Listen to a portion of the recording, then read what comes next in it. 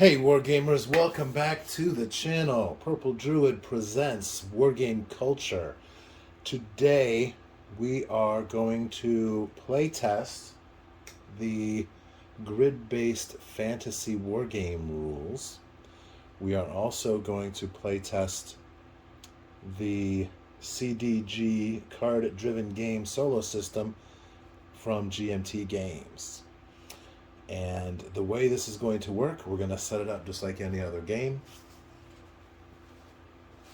We have our nifty terrain cards here. So I'll just throw these down. Every third square is going to get a terrain. And then once we get the terrain put down, we'll go ahead and deploy the forces. We're not going to do a scenario. Basically, we're just going to do a battle. 70 points per side. We have the Beastmen. On this side, they have the green flocked bases, and they'll be using the green solo board. And here we have the Lizardmen. They have the red stone bases, and they'll be using the blue board. The small board you see here, that will be for the magic spells. Spells that are available each turn will roll a die. But anyway, we'll get into that, and I'll do the full description of how this is going to work after we deploy the armies. So first, let's go ahead and do our terrain.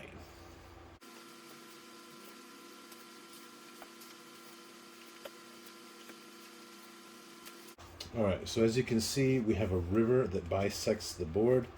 So that is not a good layout for a battle. So what we're going to do is we're going to go ahead and rearrange that. And let's see. On a 1, 2, or 3, we'll switch out that river with this grassland. On a 4, 5, or 6, we'll switch it out over there. And we'll have the river cut across the board diagonally.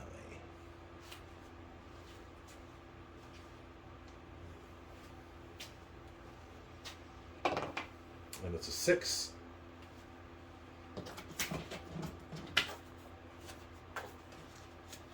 So we'll switch that out.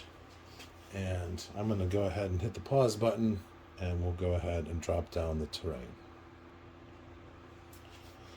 So here we have the terrain in place.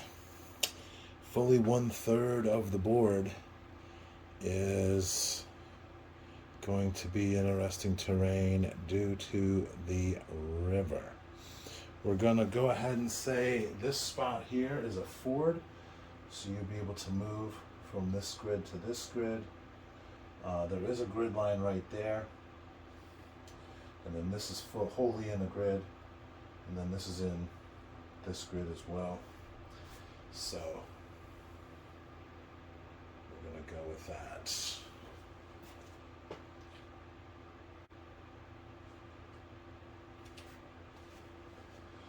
Alright, blue dice for the Lizardmen. Whoever has the higher die will deploy first. And that's going to be the Beastmen. Beastmen forces. Put up a still picture so you can see this. But basically,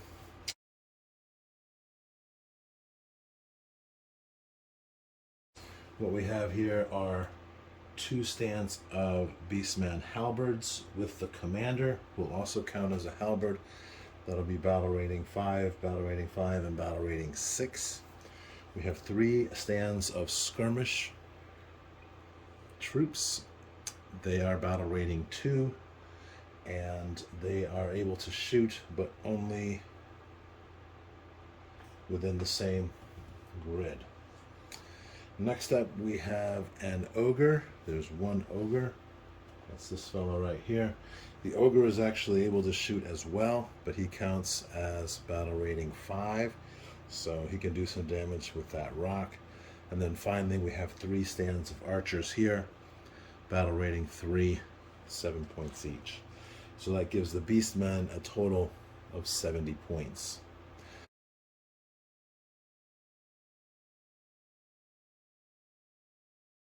For the lizard men, we have the Ceratopsians, which are their heavy warriors. So they're battle rating 5, 5, and 6. This is the commander of the lizard men. They will count as Ceratopsians as well. They have 3 skirmish stands. And these skirmish stands are actually able to shoot into the next grid. So they are worth 4 points each. Then we have the Dino Riders here. They will count as cavalry. They are battle rating 5. And then finally we also have 1 stand of spears right there. They are battle rating 4 and are 7 points. So that's 69 points for the lizard men. Both sides also have these round bases here. These are going to be their sorcerers. They're both going to get a sorcerer, and again we'll go through the rules on that when it comes around. But basically we're going to be using the tactics chart. However, the chart has been made into cards. We'll lay them down here and then we'll roll dice to see which cards are available at different points during the game, during each turn. For magic, the winds of magic are fickle, and so you'll only get to do spell casting on a turn that you draw the spell casting card. And I believe we should do a rule where if you draw the spell casting card, you can pull it aside and store it. We'll put it here on E for each successive turn, and that way you can save it up and use it on following turns. When you do get a spell casting card, we're going to go ahead and draw 3 spell cards and throw them down there. They'll be face down. We'll roll a die, and depending on which die, there's a 1, 2, a 3 to 5, and a 6. We'll flip that over, and that'll be the spell that's available to the sorcerer at that time. So now I'm going to go ahead and hit pause again and go ahead and deploy these troops.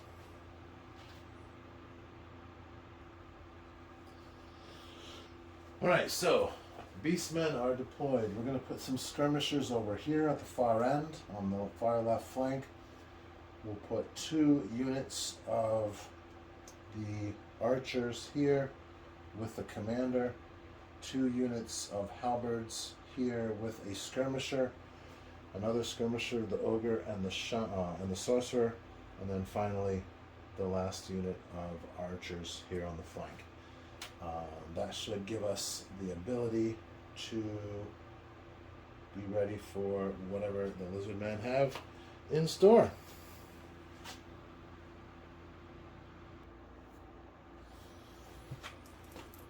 Alright, so the lizard men are deployed. We have skirmishers here, here, and here. The riders are here and here. The heavies are here, here, and here. This is the commander. This is the shaman. And then we have the spearmen here. The spearmen have BR 4. Skirmishers are 2, and everyone else is a 5. So that is that. For the initiative, it goes to the side that has more skirmish and more cavalry. We have 5 over here for skirmish and cavalry. We have 3 on the beastmen side. So I'm going to go ahead and draw the cards, drop them down, and then we'll get ready to get started.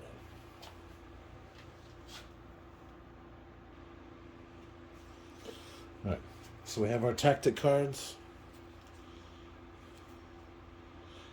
There are 16 of these, and what we're going to do, according to the CDG rules, we're going to put 2 cards face up and 3 cards face down. Each side only gets to use 4 per turn. So we are going to mark cards remaining with those yellow shits. We're going to go ahead and deal these out. Move. Spellcasting. Special. Shoot. 1, 2, 3, 4, 5, 6. All right, so spell casting for the lizard men. Let's go ahead and draw the magic cards for them.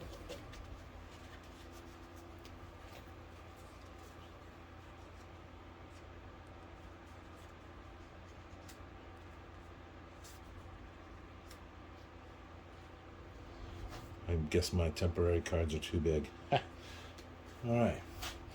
So here we are, and the lizard men are going to go first. So we'll roll a d6. And then we're going to consult this chart. Now this chart, I'm using the chart from the Commands and Colors Ancients set. And so what that's going to be, on a 1, they will play the lowest face-up card, which should be 1, or A, I should say. Or they can turn over card C and play that. On a 2, they can play the lowest face-up card. On a 3, if they're not already face-up, they can flip over A, B, and C and choose one.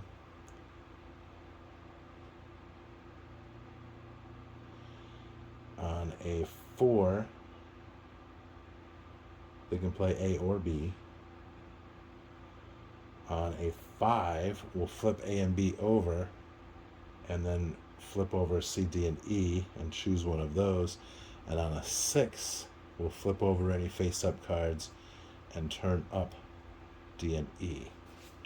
So that seems kind of complicated. So we'll see what happens with that in any case. So for the lizard men,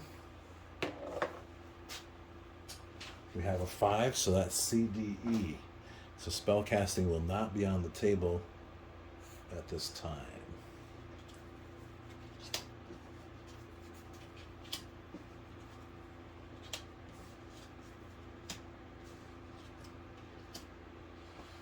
All right, so we can shoot, we can seize the initiative for next turn, or we can go ahead and battle.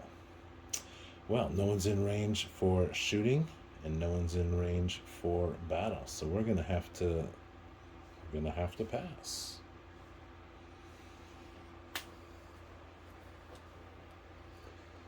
And for the beastmen, we also get a 5.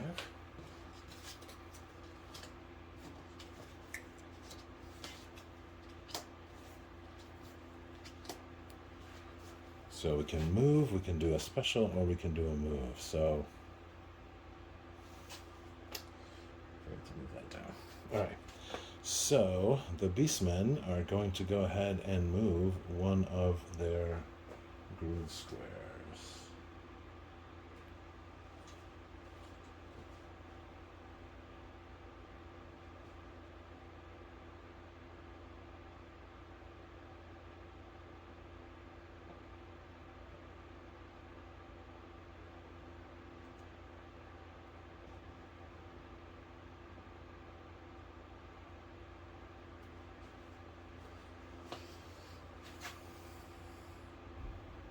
All right, and for the lizard men, they get a 1. A 1 means play card C or the lowest order count.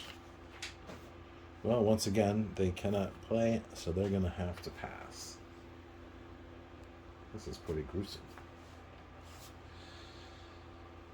Beastmen, they get a 6.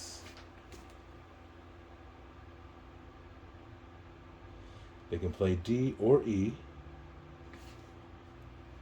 so special or move. Well, let's go ahead and move again.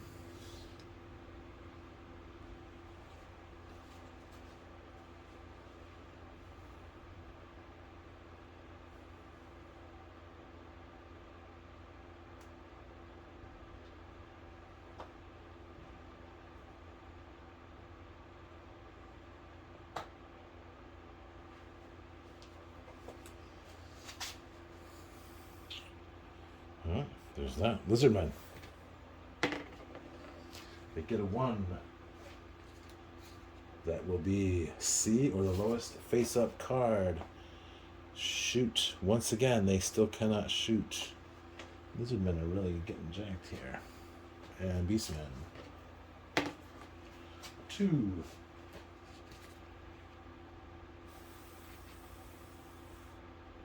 Play any face-up card or the lowest face-up card. Well, we get a special, so we're going to draw a special card and see what that is. Javelins for cavalry or foot warriors.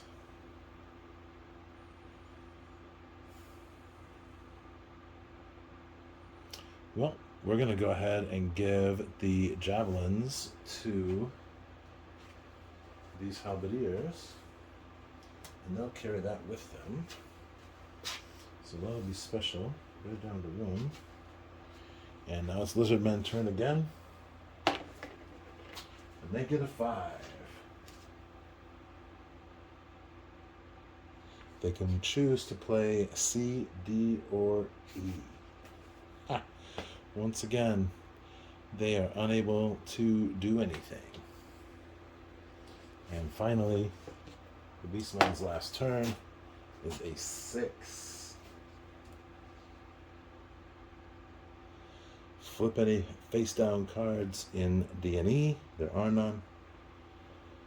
Otherwise,